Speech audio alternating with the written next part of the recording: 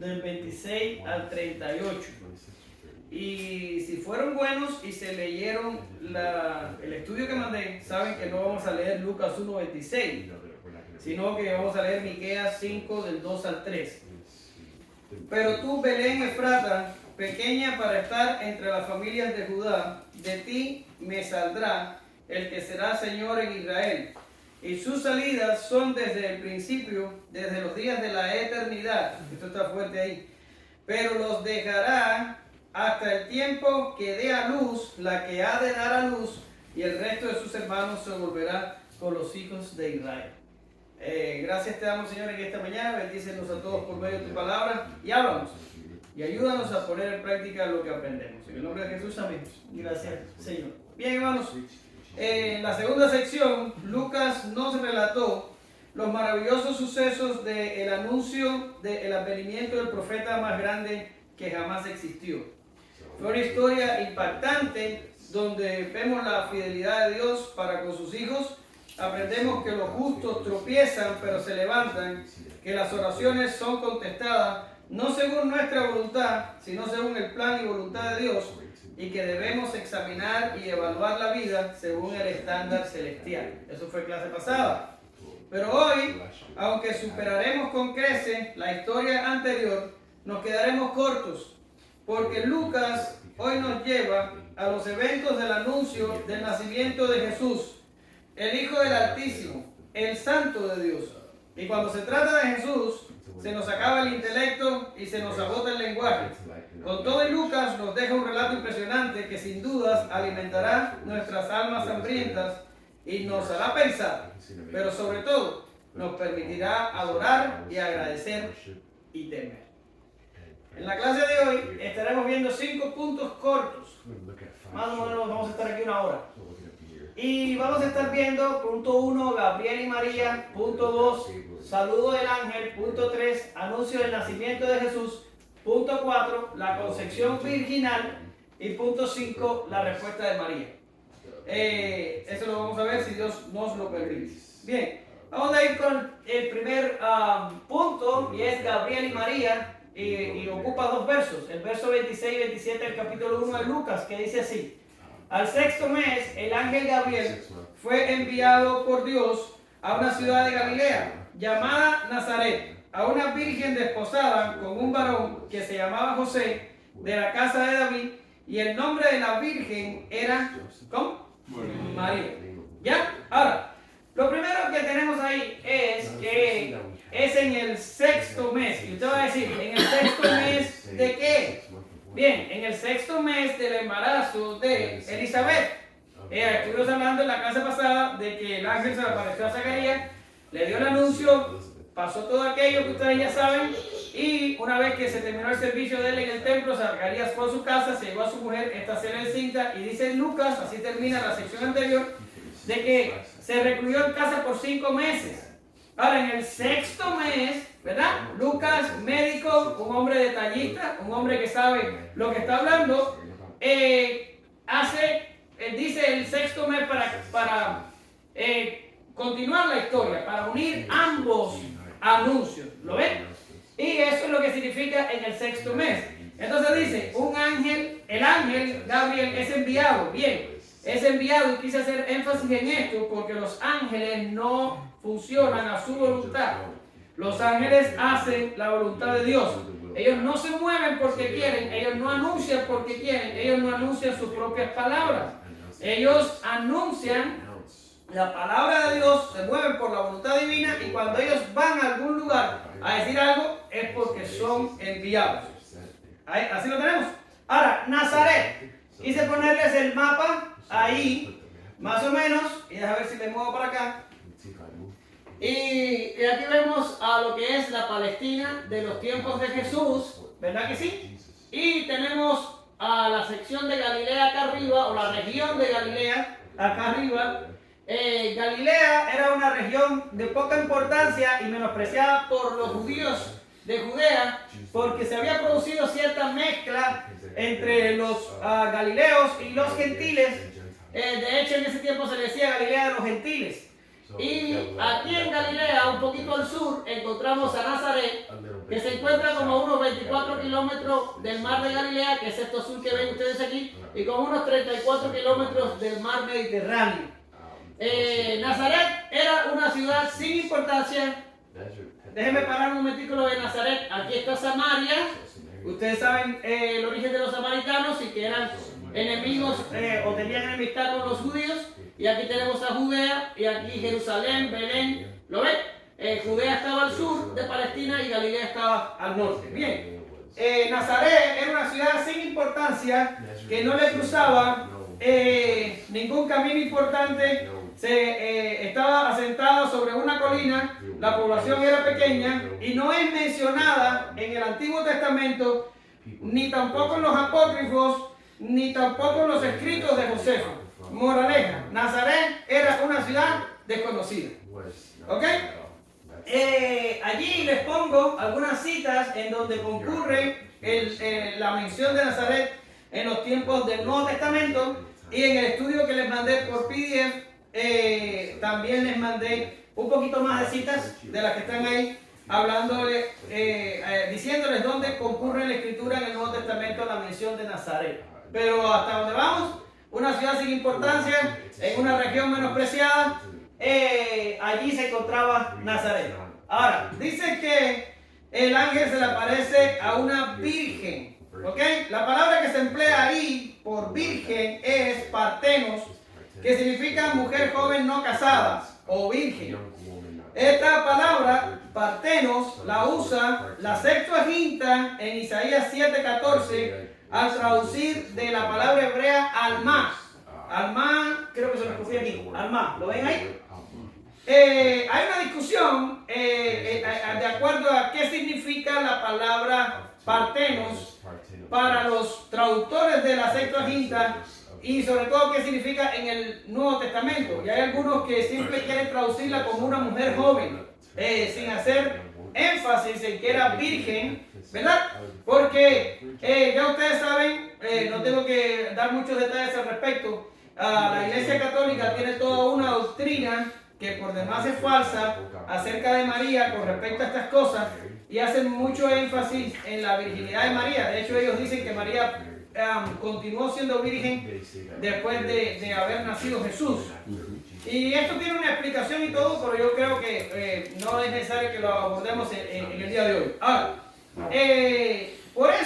por esta versión a la virginidad de María, han querido algunos como que suavizar el término partenos aquí en el texto. Sin embargo, ustedes ya aprendieron cuando estudiaron conmigo hermenéutica que las palabras tienen un significado según qué, según el contexto, ¿verdad? ¿Se acuerdan cuando estudiamos eso y vimos que mundo aparece en algunos textos significando una cosa y mundo aparece en otros textos significando cosas diferentes? Entonces, ¿cómo lo establecemos?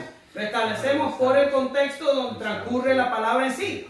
Y aquí tenemos a partenos transcurriendo en el texto, pero un poquito más adelante, la propia María le va a decir al ángel, y vamos a llegar ahí, ¿cómo va a ser esto? Yo no conozco varón.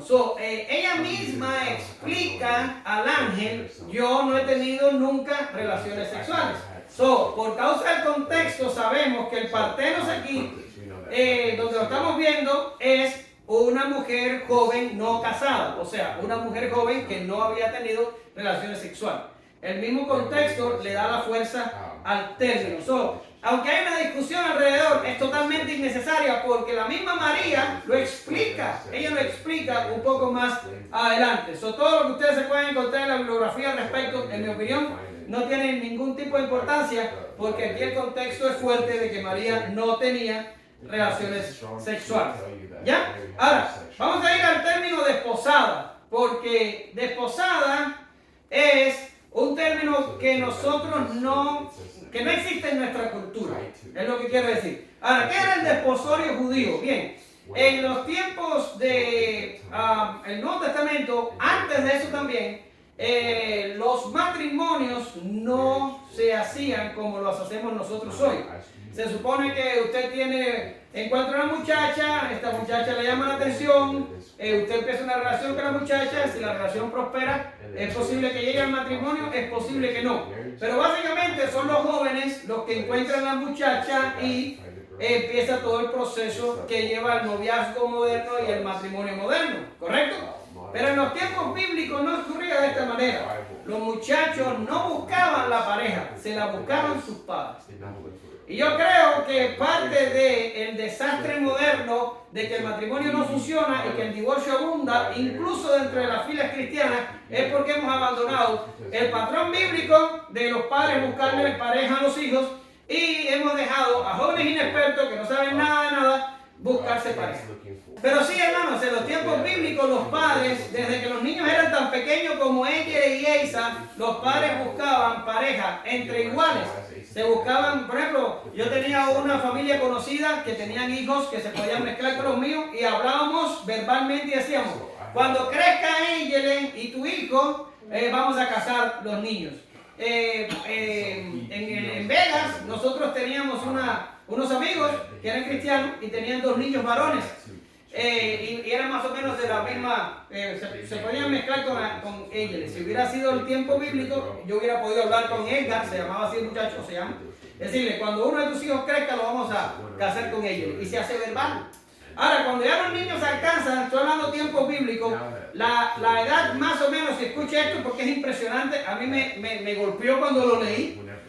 Cuando alcanzan las niñas más o menos entre 12 y 13 años, y el varón alcanza unos 13, 14 años, los niños entran en desposorio. Tan jóvenes como a esa edad. Las niñas de 12 a 13 años y los varones de 13 a 14 años. Las niñas de 12... está preguntando qué es el desposorio. No he llegado ahí, voy ahí. No estás explicando. ¿Qué necesitas? Mi pregunta era qué es desposorio. Lo voy a explicar ahora.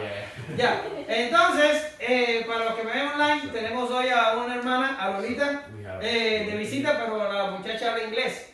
So, Dani está tratando de traducirle lo que yo digo a velocidad de cohete a Lolita. Y por eso usted puede que oiga a Dani en algún momento traducir. Agradecemos a Dani. Y estamos muy contentos con la presencia de Lolita. Bien. Le decía, en edades tan temprano como de 12 a 13 años las niñas, de 13 a 14 años el varón, se hacía el desposorio, que ahí es donde iba. ¿Y qué es lo que es el desposorio? Bueno, se tomaban aquellos niños, porque en mi opinión, no importa que la Biblia, que en los tiempos bíblicos hiciera, en mi opinión van a ser niños toda la vida. Cogían a estos niños y los llevaban con los ancianos de la iglesia y en la presencia de testigos se hacía el desposorio. ¿Qué es lo que es el desposorio? El desposorio era un contrato legal que unía a estos 2 muchachos para que dentro de un periodo de un año se efectuara el matrimonio. Esto era tan serio que se le llamaba ya a la niña esposa y al niño esposo y no podía ser roto sino por causa de divorcio.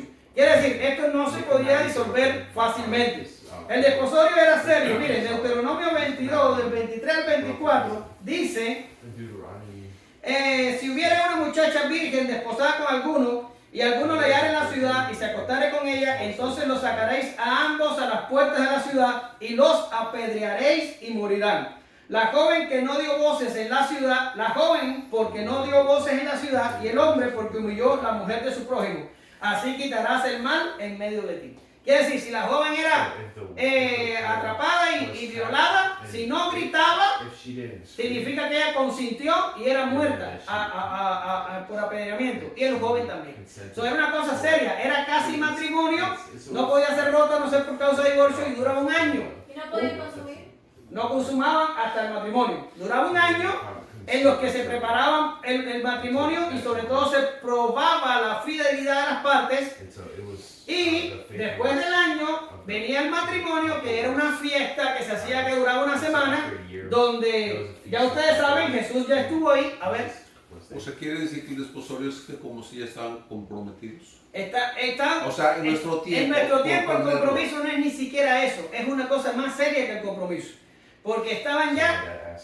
Era lo único que se diferencia el desposorio bíblico del matrimonio es que en el matrimonio hay relación sexual y en el hasta después de un año. Ajá, o sea, el desposorio duraba un año y después de ese año venía ya el matrimonio, que la fiesta duraba 7 días. Pero ya estaban juntos. No, ellos no vivían juntos en el desposorio. Ellos estaban separados. Es para probar fidelidad. Es para probar fidelidad, para probar que la muchacha es fiel y que el muchacho es fiel durante un año. ¿Ya? Y al año entonces se casan, que es cuando empiezan a vivir juntos y cuando aparece la relación sexual. ¿Lo ves?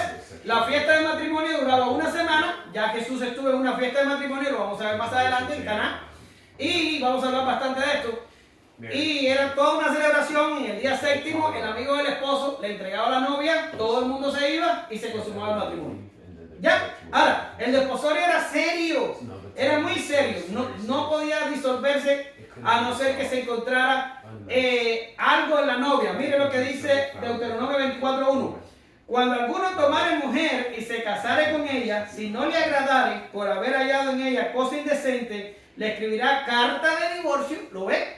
Le escribirá carta de divorcio y se la entregará en su mano y la despedirá a su casa. Quiere decir, el desposorio era un prematrimonio. No había convivencia ni relación sexual, pero era algo tan serio como un matrimonio. Nosotros no tenemos nada parecido en nuestra cultura actual, ¿verdad? Diferencia, los padres escogían las parejas de sus hijos, se comprometían desde muy temprana niñez de forma verbal, después venía el desposorio cuando tenían la edad de 12, 13 las niñas, 13, 14 los varones, y más o menos cuando la niña casada a los 14, 15 años y los varones 15, 16 años, más o menos dependiendo de las edades donde empezaba, se consumaba el matrimonio. Ahora, usted va a decir, a ver. ¿Qué quiere decir que se encontraba algo indecente?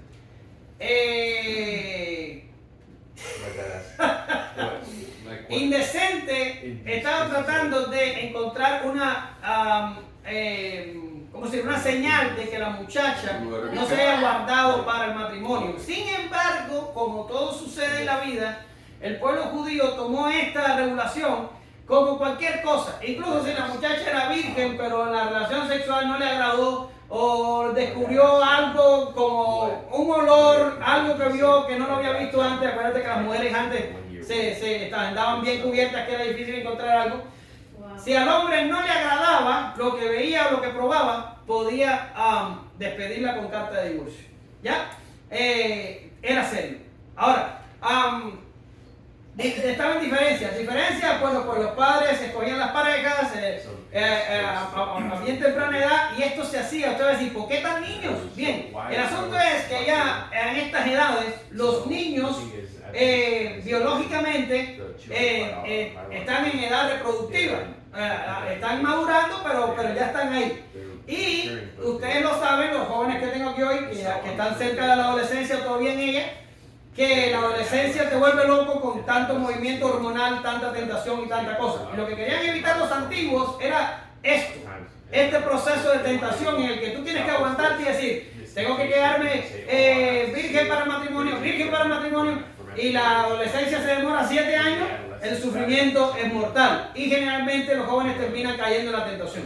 Esta gente, para evitar esto, adelantaron todo ese proceso de matrimonio a los 13, 14 años para que no tuvieran las parejas o los jóvenes que sufrir todo el periodo de adolescencia célibe y esperando que llegara el tiempo del matrimonio. ¿Lo ven? Ahora, yo no quiero decir que sea justificado o no. Esto yo no creo, no debemos entrar ahí de momento en el tema del estudio, pero así se hacía. ¿Ok? Ahora, María estaba desposada, por tanto, María tenía entre unos 13 y 14 años cuando los eventos que estamos hoy discutiendo pasaron. Era una niña. ¿Ya? Ahora, dice el texto que que estaba desposada con un hombre que se llama José, de la casa de David. Esto es importante porque el Mesías ha de ser descendencia de David y tiene que heredar el trono de David. Y usted va a decir, pero espérame. Perdón, José no era su padre biológico, no importa. Si era su padre adoptivo, era vinculante los derechos davídicos de José a Jesús. Quiere decir, Jesús, por ser su hijo adoptivo, tenía todos los derechos que hubiera tenido si hubiera sido biológico. Era igual a la ley judía, e incluso en nuestras leyes modernas de hoy. Si nosotros tenemos un hijo adoptivo, tiene todos los derechos que tiene un hijo biológico. ¿Ya? Por tanto, Jesús era heredero del trono por ser hijo de José. Más adelante vamos a hablar de la genealogía, no toca hoy. Y cuando hablemos de la genealogía vamos a hablar bastante sobre esto. No se preocupe, por eso no lo voy a tomar con tanto cosa. Ahora, pasamos al punto 2, que es el saludo.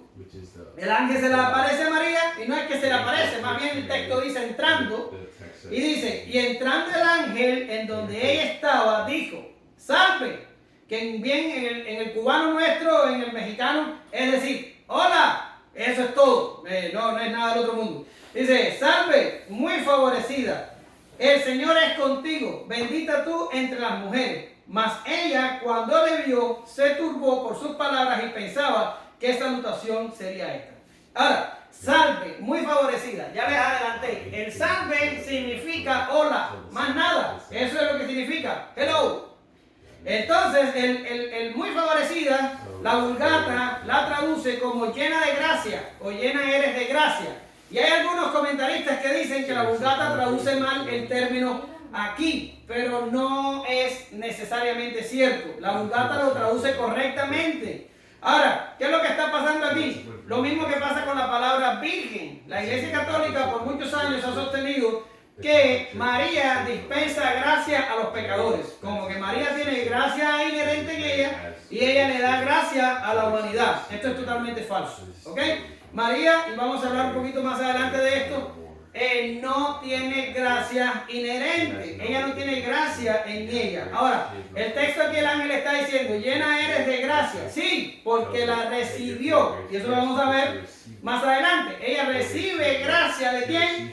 Del único que se recibe gracia en esta vida, de Dios. ¿Ya? Ahora, él le dice, llena eres de gracia. Y le está diciendo básicamente que ella es una receptora de esa gracia, un depósito, un lugar donde hay abundante gracia. ¿Lo ven? Ahora, ella no es la poseedora de esa gracia ni la dispensadora de esa gracia. María es una simple muchacha insignificante, de un pueblo insignificante que ha sido objeto de la gracia de Dios. Simple, eso es lo que significa ahí. Ahora, el ángel le sigue explicando. Llena eres de gracia y dice, el Señor es contigo. Esta es la frase importante aquí.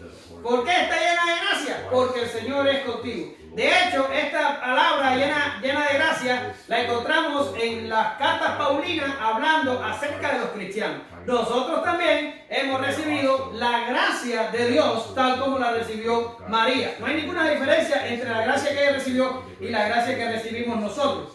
Ahora, el ángel le dice, el Señor es contigo. Esa es la prueba de que María ha sido objeta de la elección de Dios para esta misión. No es lo que es María simple objeto de la elección. Como nosotros hemos sido objeto de la elección. No por gusto ellos nos pusimos a cantar.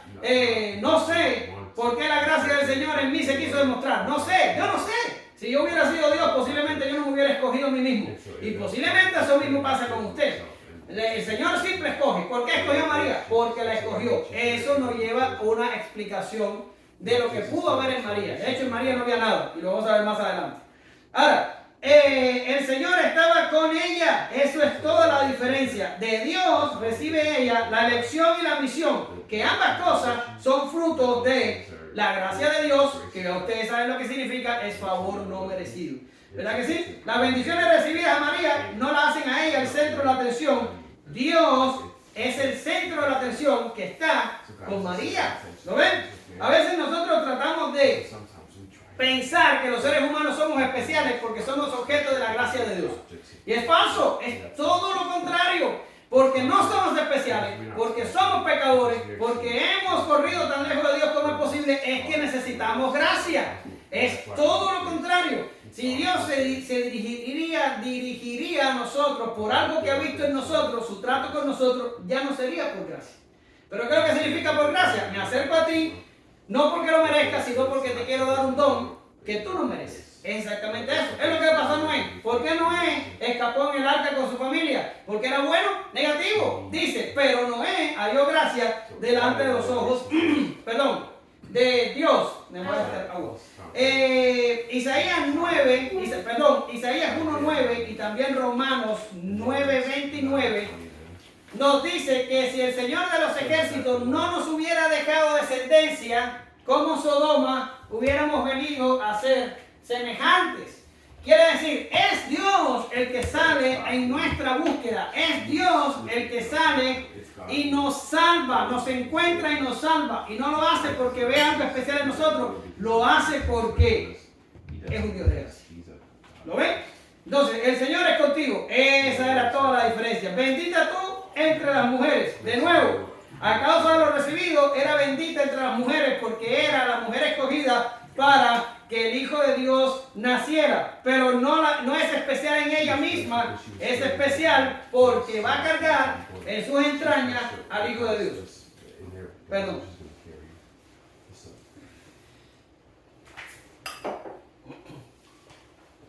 Al Hijo de Dios. Bien, vamos a seguir porque yo creo que estoy muy atrasado. María se turba con el saludo angelical. ¿Por qué se turba con el saludo angelical? Porque esto era un saludo que se le daba a gente importante. Y este ángel se lo estaba dando a una muchacha insignificante en una aldea sin importancia. Ella sabía quién era. Si ella hubiera pensado de ella diferente y si hubiera pensado de ella un personaje importante, ella hubiera tomado el saludo como algo normal. Pero al ella turbarse, ella se turba primero porque le da miedo al ángel, y vamos a llegar ahí. Y segundo, porque el saludo, ella sabía que era un saludo inusual, que ella bajo ningún concepto, ¿has visto aquí bajo mí? ¿Estás hablando acerca de mí? Porque bajo ningún concepto esas palabras podían pegar en la mente de María sobre lo que era María. Y por eso se turba. Ahora, vamos a ver el anuncio del ángel en el punto 3, en los versos del 30 al 33. Y dice así: entonces el ángel le dijo: María, no temas, porque has hallado gracia delante de Dios, y ahora concebirás en tu vientre y darás a luz un hijo, y llamarás su nombre Jesús. Este será grande y será llamado Hijo del Altísimo, y el Señor Dios le dará el trono de David su padre, y reinará sobre la casa de Jacob para siempre, y su reino no tendrá fin. Ahora, no temas. ¿Se acuerdan de Zacarías? El ángel le tuvo que decir a Zacarías lo mismo. ¿Por qué razón? Porque parece ser que frente a la manifestación angelical, los seres humanos desfallecen y se atemorizan. Solo María se asustó con el ángel, pero también se perturbó con la salutación porque no entendía lo que estaba pasando. Y el ángel tuvo que tranquilizarla y decirle: no temas. ¿Ya? Y ahora le explica y le dice: has hallado gracia. No temas porque has hallado gracia. De nuevo, María no tenía gracia inherente en ella. Ella no tiene nada que ofrecernos a nosotros como pecadores. Ella era una pecadora que había hallado gracia delante de los ojos de Dios. No puede ser de otra manera. Todos somos pecadores, seres caídos, rebeldes y separados de Dios. Solo por medio de la gracia, Dios puede visitarnos y mostrarnos su favor y misericordia. Todo trato que Dios tiene con los hombres es un trato de gracia. Todo empieza por ahí. Porque no hay ningún hombre, no lo ha habido y no lo habrá, que sea merecedor de cualquier cosa que venga de parte de Dios. Todos somos seres caídos. Ahora, el ángel viene y le dice: ahora concebirás. La pregunta de María en el verso, por la pregunta de María en el verso 34, sabemos que ella entendió que esta concepción sería inmediatamente, no era algo futuro. El cumplimiento de las palabras del ángel sería inmediato. Quiere decir, ahora concebirá, se está diciendo, tanto como vas a concebir. Exacto, now. Eso es lo que estoy hablando. Ahora, dice: y darás a luz un hijo. Ok, esta era la cúspide del anuncio. Daría a luz un hijo, un niño que cambiaría la historia. Un nacimiento prometido ya de largo tiempo, Isaías 7:14, nacido de mujer, Gálatas 4:4, mostrando la importancia de la mujer en el plan de redención, 1 Timoteo 2:15. ¿De qué estoy hablando? Las mujeres formaron parte del plan de redención desde el mismo principio, ¿verdad que sí? Es de la mujer, es de Eva que vendría quien le heriría la cabeza a Satanás. Es Sara, la madre de Isaac, en la cual Dios también hizo milagros para que pudiera concebir. Es María, la madre de nuestro Señor. Es Elizabeth, la madre del precursor del Mesías. Siempre han habido mujeres mezcladas en la historia de redención. Y si usted ve la genealogía de Mateo, usted va a encontrar 4 mujeres, pero no vamos a hablar mucho de eso porque no sale del tema. Allí mismo en esa genealogía. Por tanto, las mujeres han sido importantes en toda la historia de la redención. ¿Y por qué? Porque básicamente han dado luz a un niño, siempre dan un niño, por supuesto, pero no pueden dar un animalito, a un niño que tiene algo que hacer importante para el plan de redención. Por eso es que 1 Timoteo 2:15 dice que la mujer se salvará engendrando hijos y los mantiene en amor, fe y pureza. ¿Por qué razón? Porque la mujer, a pesar de que fue la iniciadora del pecado y caída original de la raza, también es la que da luz y produce los niños que cambiarán la historia y moverán la historia de la redención hacia su culminación. ¿Lo ven? Ahora, y dice, y llamará su nombre Jesús. De Mateo 1:21 conocemos que sería nombrado Jesús. Espérate, ahí está. Que sería nombrado Jesús porque significa Él salvará a su pueblo de sus pecados. ¿Ya? Y solo quiero apuntar aquí algo pequeño y me voy a mover rápidamente, pero ahí dice que Él salvará a su pueblo de sus pecados. Nunca dice la Biblia que Dios vino o que el verbo vino, está más correcto decir el verbo, a la tierra a salvar al mundo. No vino a salvar al mundo, vino a salvar a su pueblo, vino a salvar a sus ovejas, vino a salvar a sus amigos, vino a salvar a la iglesia, pero siempre la Biblia especifica que es un grupo de personas, no es todas las personas. ¿Lo ven? Él salvaría a su pueblo de sus pecados. Ahora, este será grande. A diferencia de Juan el Bautista, que en Lucas 1:15 dice que va a ser grande delante de Dios, Jesús sería grande. Primero por su naturaleza extraordinaria y segundo por su gran obra como mediador. Ahora, dice que también va a ser hijo del Altísimo. Aquí tenemos una palabra, Altísimo. Altísimo viene del griego apsistos, el más alto, es lo que significa, el más alto. Y apunta a Dios como soberano. Es la traducción al griego que hace la Sextuaginta desde el hebreo, el Elión, que el Elión es un nombre de Dios en el Antiguo Testamento. A diferencia de Juan el Bautista, que sería llamado profeta del Altísimo, Jesús es el Hijo del Altísimo. Por tanto, encontramos aquí una evidencia de la divinidad de Jesús. ¿Lo ves? Ahora, dice que tendrá el trono de David.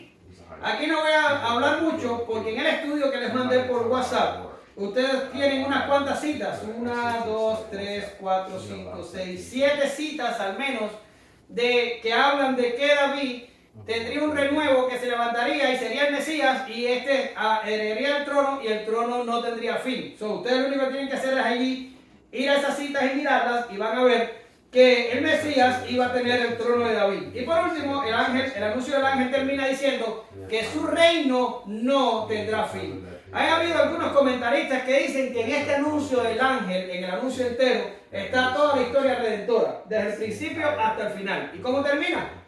Su reino no tendrá fin. ¿Por qué razón? Porque Jesús, cuando vino a la tierra, Jesús inauguró su reino y se fue al cielo en su ascensión y allí fue coronado y Jesús es rey sobre nosotros. Es increíble, pero hay unos cuantos creyentes que son creyentes verdaderos y que piensan que Jesús no reina hoy, sino que reinará en un milenio que va a ocurrir no sé cuándo.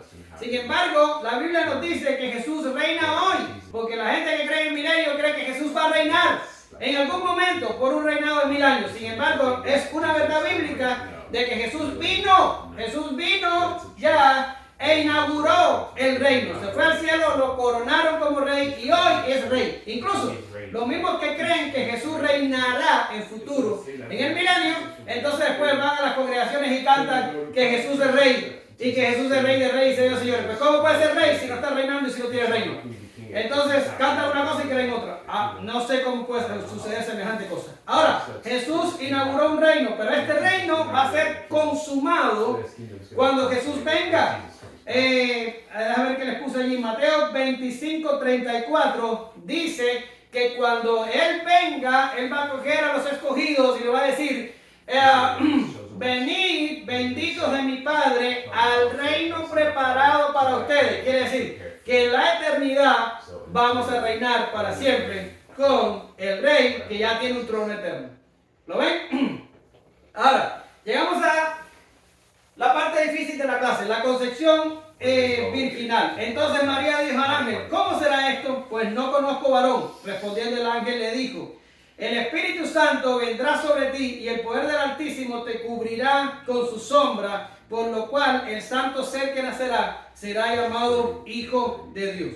Ahora, ¿cómo será esto? Pregunta María. Ahora, cuando ustedes estuvieron conmigo en la sección anterior, vimos a Zacarías haciendo una pregunta similar. ¿Y qué le ocurrió a Zacarías? El ángel lo dejó mudo por incrédulo, ¿verdad que sí? ¿Y qué explicación dimos? Dimos la explicación de que Zacarías era un sacerdote que ya estaba avanzado en edad, que él sabía que eventos como este ya habían pasado anteriormente en la historia bíblica. Por tanto, él era responsable por la revelación recibida y él tenía que haber respondido con fe al anuncio del ángel. Y por eso el ángel perdió la paciencia y lo dejó mudo. Ahora, María no le pasa esto y por dos razones principalmente no le pasa.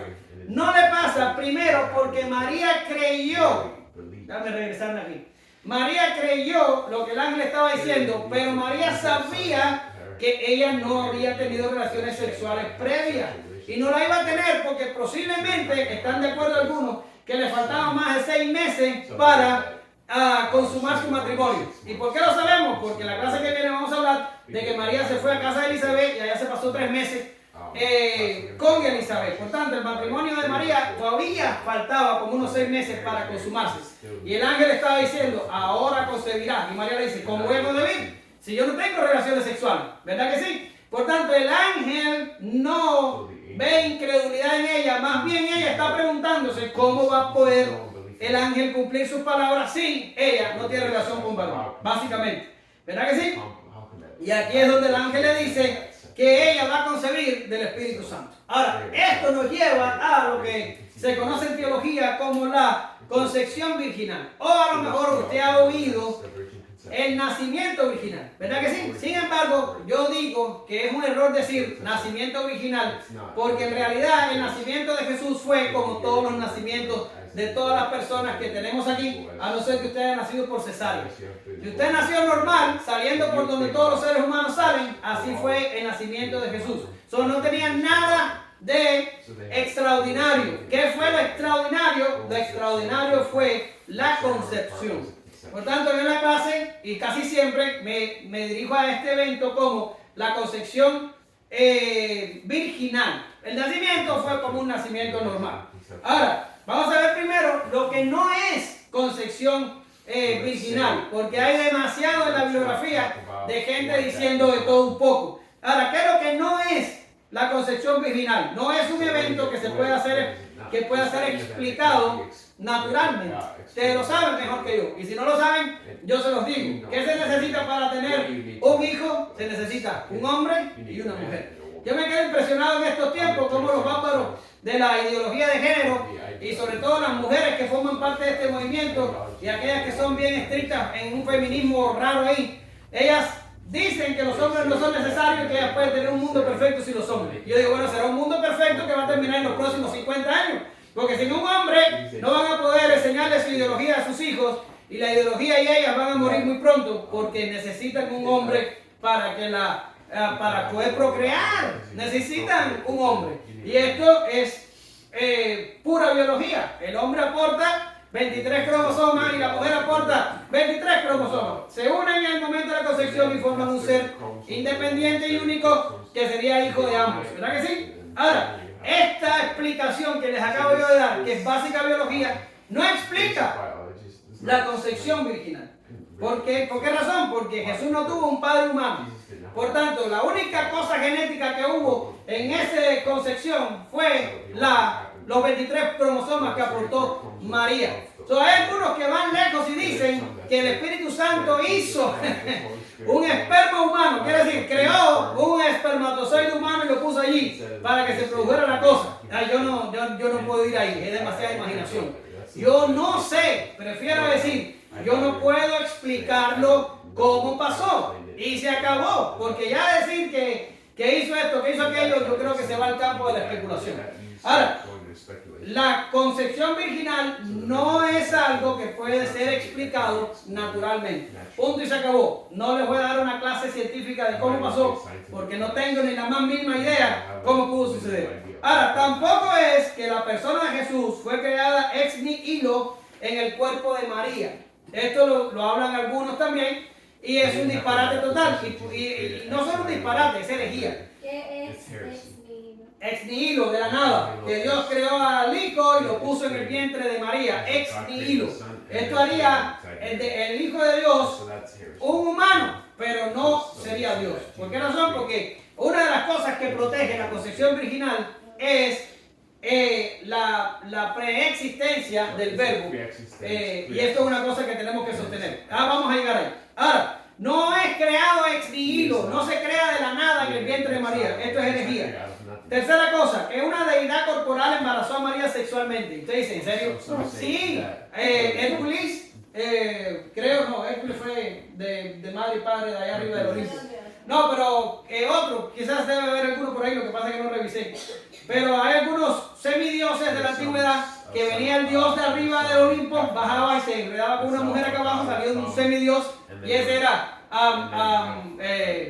medio hijo de dioses y de humanos, ¿verdad? Esto pasa todo el tiempo en la mitología. Ahora, esto no es, ¿quiere preguntar? Esto no es lo que estamos hablando aquí, no es que Dios se hizo humano y vino, o tomó forma humana y vino y embarazó a María por el método natural. No es esto, no es mitología, es Biblia. Ahora, otra cosa, no es una historia contada para cubrir la infidelidad de María. Entonces, ¿de dónde saliste con eso? Bien, se cree en algunas fuentes, usted puede encontrar algunas fuentes históricas de los tiempos de Jesús, que había un comentario diciendo de que María había tenido una relación de adulterio con un soldado romano y que había salido embarazada y que de ahí había venido Jesús. De hecho, hay algunos que piensan que cuando en Juan se relata la historia de que los judíos vienen y le dicen a Jesús, nosotros no somos hijos de fornicación, un padre tenemos y es Abraham. ¿Se acuerdan el pasaje? Disculpen, pero no se los traje. Ahí la traducción sería, no somos nosotros los que nacimos de fornicación, nosotros tenemos un padre y ese padre es Abraham. Y los comentaristas dicen que posiblemente aquellos judíos que le tiraron eso en la cara a Jesús sabían que José no era el padre. Y esto es exactamente lo que querían decirle. Nosotros no fuimos los que nacimos de fornicación. Tú naciste de fornicación porque tú no eres hijo de tu padre. Por tanto, hay una teoría muy primitiva que había algunos que decían que María había concebido de un soldado romano. A ver, te voy a explicar eso después. ¿Cómo le explico eso después? Bien, voy. Lo que sí es la concepción virginal. Lo que sí es, lo primero que es una verdad bíblica sostenida en Isaías 7:14, Mateo 1:18-25 y Lucas 1:26-38. Ahora usted va a decir, ¿en solo 3 citas, hermanos? Bueno, 3 citas es suficiente para yo decir que está en la Biblia, que el Espíritu Santo lo puso ahí, y sea difícil o no de entender, o sea difícil o no de creer, es mi responsabilidad creerlo porque ahí está. El Espíritu Santo no lo hubiera puesto ahí si no fuera la verdad. Por tanto, es una verdad bíblica. Lo segundo, es la doctrina que establece que Jesús no tuvo un padre humano. Y este sería el concepto. ¿Cuál es el concepto de concepción virginal? Es la doctrina que establece que Jesús no tuvo un padre humano. Punto y se acabó. El Espíritu Santo y María fueron los agentes en la concepción de Jesús. Ahora les puse ahí este párrafo de aquí, que lo leí de Karl Barth, y me impresionó cuando lo leí porque es tan preciso en lo que queremos decir. Y dice Barth que María participa en la concepción virginal como ser humano virgen, escucha ahora, no dispuesto, no ejecutante, no creativo, no soberano, solamente listo, solamente receptivo. Y hay algunos que han tomado la osadía de acusar a Barth de racista y de machista por poner a María como el depósito. Y yo pregunto, ¿qué otra cosa podría ser María sino un depósito que estaba recibiendo a la segunda persona de la Trinidad para encarnarse en ella, por Dios de los cielos? ¿Ok? Ahora, María, un ser humano virgen, no dispuesto, no ejecutante, no creativo, no soberano, solamente listo, solamente dispuesto. ¿Qué significa? Que fue el Espíritu Santo el que hizo lo que hizo. Omar, pero ven acá, ¿qué hizo? No sé lo que hizo. Lo que hizo, encarnó a el Verbo en María. ¿Cómo lo hizo y qué hizo? No tengo la menor idea y no creo que nadie la tenga. Ahora, lo tercero, And I don't think anyone does. lo que sí es la concepción virginal es, por tanto, lo que permite o inicia la encarnación o es la primera etapa de esta. Porque hay mucha discusión en de qué estamos hablando aquí. Es la concepción virginal, lo mismo que la encarnación. Hay algunos que dicen que son sinónimos, hay otros que dicen que no. A mí me da igual, pero en la concepción virginal es donde se une lo divino con lo humano. Ahí se produce la fusión, la unión del verbo con la humanidad de María. Y lo que se produce después de eso o durante eso es lo que llamamos encarnación. Pero hacer demasiada distinción ahí nos lleva a discusiones infructuosas que no nos dan más entendimiento de lo sucedido. Así que así lo dejamos. ¿Permite o inicia la encarnación o es la primera etapa de esta? Ahora, lo último que decimos acerca de lo que sí es la concepción virginal es que es lo que permite, y escuche bien, la continuidad y discontinuidad de Jesús con la raza humana. Y entonces te voy a decir, hermano, no sé por qué, pero ahí hay una contradicción, porque permite la continuidad y la discontinuidad con la raza humana. Bien, voy a explicarlo rápido. Y hay algunos que niegan esto, pero yo creo que es importante sostenerlo. Permite la continuidad. ¿Qué significa? Jesús tenía que ser hombre.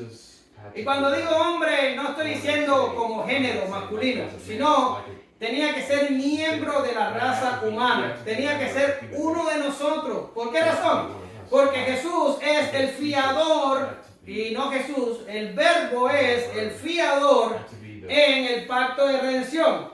¿Qué significa? Que cuando Jesús en la eternidad aceptó el pacto de redención, Él se comprometió a cumplir nuestras responsabilidades frente a la ley para poder salvarnos. Él es nuestro fiador.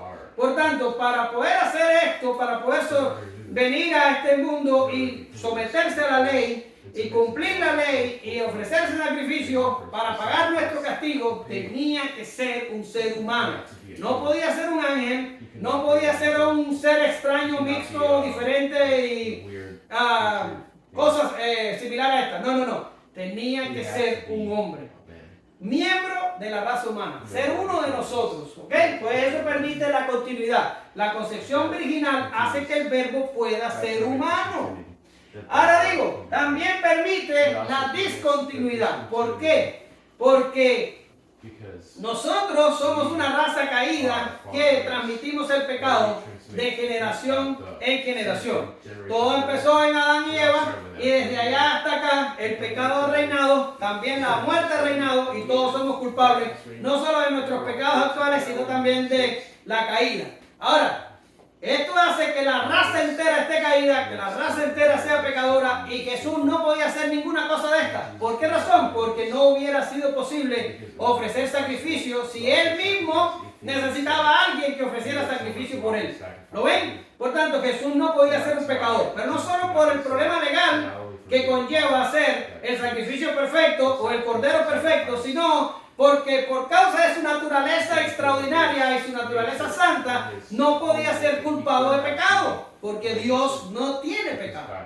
¿Lo ven? Entonces, la concepción virginal hace que Jesús forme parte de nuestra raza, pero escape a los eventos del pacto de obras. Y ustedes dicen, hermano, me perdí, ¿qué es lo que es el pacto de obras? Bueno, el pacto de obras fue lo que fue sujeto a Adán. Y se le dijo, si tú comes del árbol, ciertamente morirás. Quiere decir, si comes del árbol, mueres, si no comes del árbol, vives. Eso es pacto de obra. Cuando Adán comió del árbol, fallamos en el pacto de obra. Y todo el mundo de allá para acá, si nos queremos salvar, tenemos que ser signatarios del pacto de gracia. Pero esto no es una clase de pacto, es una clase de Lucas. ¿Ya? Ahora, tenemos aquí al pacto de obra afectando a todos los hombres. Y por causa de que Jesús no tiene un nacimiento regular, sino que tiene un nacimiento sin padre humano, entonces Jesús puede esquivar el pacto de obra y nacer sin pecado. Ahora, Jesús escapa a la sentencia legal de que todos nacemos pecadores en Adán, porque Jesús no tuvo un padre, y Jesús también evita la transmisión del pecado. Ahora usted me va a decir, hermano, usted me está diciendo de que el pecado se transmite solo por el Padre. No, yo no estoy diciendo eso, aunque Bar cree que así es. Es una buena teoría, pero no tenemos un solo verso en la Biblia que nos ayude a respaldarla. Yo solo estoy diciendo lo que estoy diciendo. Jesús escapa al pacto de obra y a la transmisión del pecado porque nace sin padre humano. Eso es lo que estoy diciendo. Más nada. No estoy diciendo lo otro, aunque lo creo. Ahora, el Espíritu Santo además dice en el texto que santificó a Jesús desde su propia concepción, haciendo seguro de que el santo ser que iba a nacer sería, valga la redundancia, santo y también hijo de Dios. Ahora, usted va a decir, hermano, ¿por qué nos tenemos que enredar en una doctrina tan complicada y tan difícil de entender? Bueno, porque esta doctrina es necesaria. Y yo les traje 4 evidencias de la necesidad de la doctrina de la concepción virginal, porque hay algunos que dicen que la doctrina no sirve para nada. Sin embargo, usted puede encontrar cierta razón en lo que digo yo acerca de la necesidad de la concepción virginal. Lo primero, preserva la autoridad y inerrancia de las escrituras. Ya les dije antes, si la doctrina está en 3 versos de la Biblia, el Espíritu Santo lo puso allí. Y lo puso ahí y nosotros tenemos que lidiar con eso. Está en la Biblia tiene autoridad, la Biblia no tiene error, por tanto en la Biblia está. Hay que sostenerlo. Ahora, segundo, revela la singularidad de Jesús. Por supuesto que sí. Jesús es como nosotros, pero no es como nosotros. Jesús es el Verbo de Dios encarnado. Es la segunda persona de la Trinidad. No iba a ser como nosotros. Ni siquiera en su nacimiento tenía que ser diferente. Tercero, provee evidencia del carácter divino del Hijo de Dios. Por medio del nacimiento original podemos sostener de que el Verbo tenía preexistencia y fue encarnado en María y así obtuvo su humanidad. Es la concepción original lo que nos permite preservar el carácter divino de Jesús. Y por último, exalta el origen divino de la salvación. Y esto es importante. ¿Qué significa y qué quiero decir con esto? Bien, quiero decir que nuestra salvación es tan sobrenatural que nosotros no nos hubiéramos podido salvar por sí mismos. Y usted va a decir, ay hermano, sí, eso ya lo sé. No, yo quiero que lo piensen un poco. E incluso si hubiéramos sido lo suficiente perceptivos, incluso si hubiéramos sido inteligentes lo suficiente, e incluso si hubiéramos podido llegar a la conclusión de que estábamos muertos en nuestros pecados, que hubiéramos estado perdidos y que hubiéramos estado necesitados de una manera de salvarnos, ni siquiera llegando a esta conclusión nos hubiéramos podido salvar, porque salvarnos incluía al Hijo de Dios encarnándose en una virgen, viniendo a este mundo, y nosotros no hubiéramos podido lograr eso bajo ninguna manera. ¿Lo ven? Esto es divino desde el principio hasta el fin. Esto se trata de Dios desde el principio hasta el fin. Esto glorifica a Dios desde el principio hasta el fin. Y no quiero que parezca grande desde el principio hasta el fin. No, en cada momento, etapa y suceso de nuestra salvación y del plan de redención, esto es completamente divino. Completamente divino. Por tanto, el santo ser que nacerá también será llamado Hijo de Dios. Ya le habíamos dicho antes, Hijo del Altísimo en el verso 32, y también se le dice Hijo de Dios en el verso 35. No voy a entrar ahí. Ambos señalan a su divinidad. En concordancia con Juan 1:14, el Verbo por medio de la encarnación vino al mundo. Y no voy a terminar, no voy a estar ni una hora con ustedes, ni una hora, regocijados. Porque ya terminé.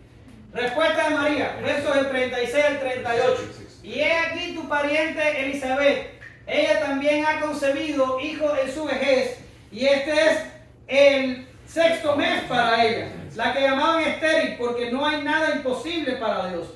Entonces María dijo, he aquí la sierva del Señor, hágase conmigo conforme a tu palabra, y el ángel se fue de su presencia. Lucas 1 del 36 al 38. Nada hay imposible para Dios. Yo me imagino que el ángel, cuando le estaba explicando a María todo aquello, tenía una cara más o menos a la de algunos de ustedes cuando yo les estoy explicando estas cosas. Y el ángel dijo, esta pobre no está entendiendo nada de lo que yo le estoy diciendo. Pues yo le voy a dar una prueba más tangible para ver si se engancha ahí y por lo menos puedo ya dejarla tranquila y largarla. Y entonces le dice, y he aquí tu pariente Elizabeth, ella también ha concebido en la vejez. Este es el sexto mes para ella. En la clase anterior vimos que Elizabeth se recluyó en su casa 5 meses y posiblemente no le dijeron a nadie lo que había pasado.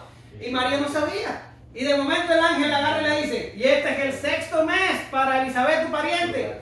Aquella que decían que era estéril y que no podía concebir, porque nada es imposible para Dios. Yo me imagino que esto choqueó a María. Porque María dijo, wow, ¿cómo que? Porque esta gente lo intentaron toda su vida, hablaron toda su vida. Y vinieron todos los evangelistas internacionales y todos los apóstoles y todos los profetas a orar por ella y nadie produjo el milagro. Ah, no, estoy bromeando con esto, ¿ok? Sin embargo, el ángel está diciendo, pues mira que sí, está embarazada, tiene 6 meses porque no hay nada imposible para Dios. Le dio a María una prueba tangible de lo que Dios podía hacer en su vida. Luego, lo único que tenía que hacer María era dejar su poblado en Nazaret, caminar unas cuantas millas y llegar a una aldea en Judá, en alguna región montañosa. Allí se encontraría con Elizabeth, le miraría la panza y diría, oh sí, estás embarazada, tal y como me lo dijo el ángel. Y de eso vamos a hablar la próxima clase. Pero el ángel le dice, no hay nada imposible para Dios. So, María, si tú estás pensando que lo que yo estoy diciendo es imposible, olvídalo. Estamos hablando de Dios. No estamos hablando de un profeta, no estamos hablando de un principado, no estamos hablando de un sacerdote, no estamos hablando de un invento ni de ninguna cosa. Te estoy diciendo que todo lo que te he dicho lo va a hacer Dios. Lo va a hacer Dios. Y para Dios no hay nada imposible. Ahora, hermano, esto no significa que ustedes van a salir de aquí y aquel va a hacer una facultad de teología y el otro va a hacer una no sé qué cosa en su vida y que aquel va a encontrar sus sueños y que yo voy a encontrar los míos y que Dios es nuestro genio de la lámpara porque para Él no hay nada imposible. No es así. ¿Ya? Dios tiene un plan y lo decretó desde la eternidad. Y tiene el poder para ejecutar ese plan. Porque no hay nada imposible para Él. Lo que Él se propuso en su plan, Él lo cumplirá. Por muy imposible que parezca para nosotros, Él lo cumplirá. No significa que Dios está responsabilizado con nuestros sueños carnales y que Él va a hacer que todo lo que nosotros querramos, tipo genio de la lámpara, lo vamos a obtener. No funciona así. Les dejé unas citas. Ay, perdón, es que se me olvida. Ahí están las citas. Génesis 18, 14, Salmo 115, 3, Jeremías 32, 17 y Daniel 4, 35. El Salmo 115, 3 conocido. Nuestro Dios está en los cielos y todo lo que quiso hacer ha hecho. Ok, tenía planes de que ustedes lo leyeran, pero quiero terminar en 4 minutos para que sea una hora. Vamos a decirlo luego. Bien, nada es imposible para Dios, pero ¿cómo responde María? ¿Qué respondió María? María dijo, aquí está la sierva del Señor. Wow, ¿oyeron eso? Recapitulemos. María tiene no más de 14 años. Está desposada con su marido, pero el compromiso no termina aún. Ella es una joven corriente como cualquier otra que vive en una ciudad poco importante y que sus planes más inmediatos son la consumación del matrimonio en los meses venideros. A esta joven se le aparece un ángel con un saludo perturbador y un anuncio increíble. Habla de embarazos virginales y del Hijo de Dios encarnándose y viniendo al mundo. Pero José no está presente, ni la sociedad tampoco. Para ellos solo será otra joven que no fue fiel en su desposorio. Será otra adúltera que merece la muerte, porque nadie anda por ahí creyendo que Dios camina sobre la tierra y que las vírgenes conciben. Pero la respuesta de esta joven es: he aquí la sierva del Señor. No sé ustedes, pero yo quiero tener en esta iglesia 10 jóvenes como María. Yo cambiaría 10,000 diezmadores por solo 10 de estas jóvenes. He aquí la sierva del Señor. ¿En serio? Esa muchacha sabía que una cosa como esa le podía costar la vida. ¿Quién le iba a creer su historia? ¿Quién iba a decir, oh sí, concebiste, pues felicidades, qué bueno? Nadie iba a creer su historia. De hecho, hubo algunos, como ya dije antes, que no le creyeron. Era someterse al descrédito eterno. Era someterse a la burla burla y a la crítica aún de los seres que más la amaban, como el propio José, que vamos a aprender posteriormente lo que quiso hacer José, ¿verdad? Y dijo, he aquí la selva. Y nosotros a veces decimos, oh, qué duro ser cristiano, qué duro, se burlan en la escuela, se burlan en el trabajo, se burlan en la sociedad, todo el mundo se burla de mí por ser cristiano, hasta familiares míos tengo que se burlan de ser cristiano. ¿Se burlan en serio? Ni siquiera hemos pasado por un cuarto de lo que tuvo que pasar esta joven. Y dijo, he aquí la sierva del Señor. Hay algunos que dicen que debió traducirse, porque ahí el griego es doulos, debió traducirse, he aquí la esclava del Señor. Pero a mí me gusta la palabra sierva, porque a veces esclava en nuestra sociedad habla de alguien que está haciendo algo sin el deseo de hacerlo. Lo hace porque se lo manda. Pero yo creo que María iba más allá. María le dice también al ángel, que tu palabra se cumpla en mí. Que tu palabra se cumpla en mí. Qué trabajo asombroso y misterioso produce la gracia en el pecador. Qué potente cambio produce el Espíritu cuando nos hace nacer de nuevo. Qué transformadora es la fe en nuestros cuerpos caídos. ¿Qué ser humano en sus propias fuerzas pudo jamás decir a Dios que tu palabra se cumpla en mí? Los seres humanos huyen, se esconden y sobre todo hacen su voluntad. Jamás aceptarían la voluntad de otro. Jamás renunciarían a su falsa libertad. Imposible es que renuncien a su placentera cautividad. Solo alguien que le pertenece a Dios puede anhelar la voluntad de Dios. Una cosa es muy cierta. María le pertenecía a Dios antes que el ángel llegara. Yo cambiaría 10,000 diezmadores por solo 10 de estos. Esta mujer tenía 14 años, 13, pero era una creyente.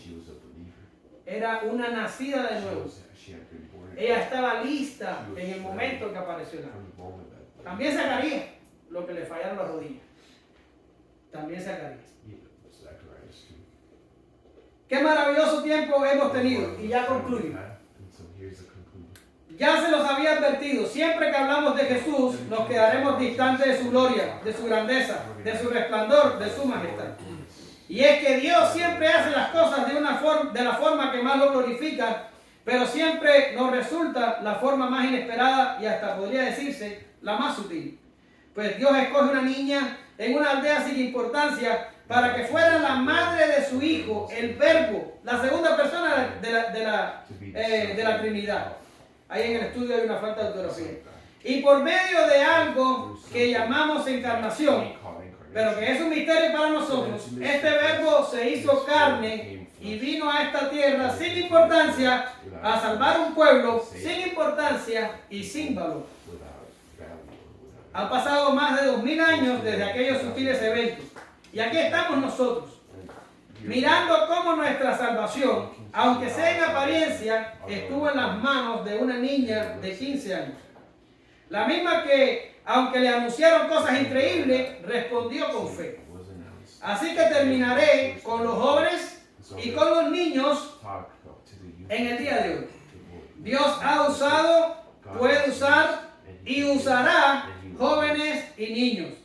Dios alentó a Jeremías a servir, aunque apenas pasaba los 20 años. Y Pablo le advirtió al joven Timoteo que nadie le tomara en poco por ser joven. Y esto es porque todos nosotros, niños, jóvenes y viejos, somos barros. Somos barro en manos del alfarero. Solo queda que Él te diga ven y tú respondes sin dudar y sin temor. Heme aquí. Leemos 1 Samuel 3 del 9 al 10 y dice que Elí dijo a Samuel, ve y acuéstate. Y si te llamare, dirás, habla Jehová, porque tu siervo oye.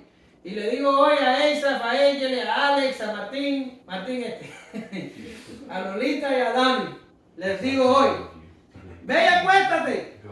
Y si te llamare, dirás, habla, porque habla Jehová, porque tu siervo oye. Y dice que así fue Samuel y se acostó en su lugar. Y vino Jehová y se paró y le llamó como las otras veces diciendo, Samuel, Samuel. Entonces Samuel, y ojalá que Égele y Eisaf y Dani y Alex y Martín puedan decir, habla, y Lolita, habla porque tu siervo. Te damos gracias, Señor, porque tú eres bueno.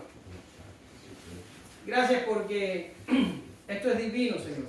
Es divino, es tu mano, es tu poder, es tu ciencia, es tu plan, es tu designio, es tu decreto, es tu voluntad, es tu gloria.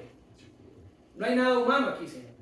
Nosotros somos barro, nosotros somos un vaso que por alguna cosa rara tú has escogido y has puesto tu bendición sobre nosotros.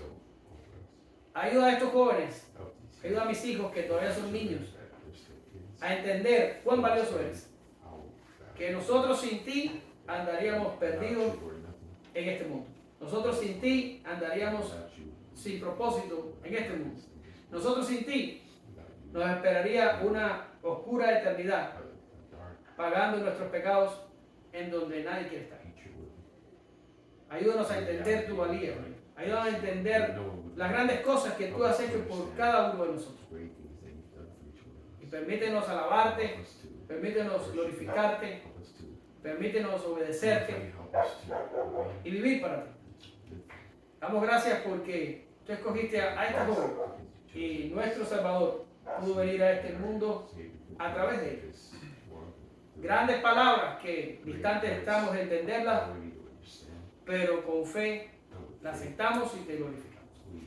Por Jesús oramos, en el nombre de Jesús. Amén. Gracias, Señor.